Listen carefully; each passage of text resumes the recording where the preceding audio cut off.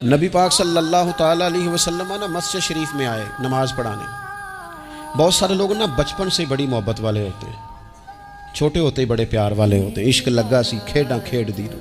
छोटा सा बच्चा हुजूर मस्जिद में आए नमाज़ पढ़ाने तो नबी करीम अलैहिस्सलाम ने अपने नालैन मुबारक उतारे तो उस बच्चे ने फटाफट उठा लिए। उठा के ना फिर उसने वजूते साफ़ किए, साफ़ करके अपने पास रख लिए। हुजूर नमाज़ पढ़ा के बाहर निकले, छोटी सी उम्र है। उसने हुजूर के सामने ना वो यूं करके नालैन शरीफ रखे, करीम रसूल ने पहन लिए। हुजूर मुस्कुरा के चले गए।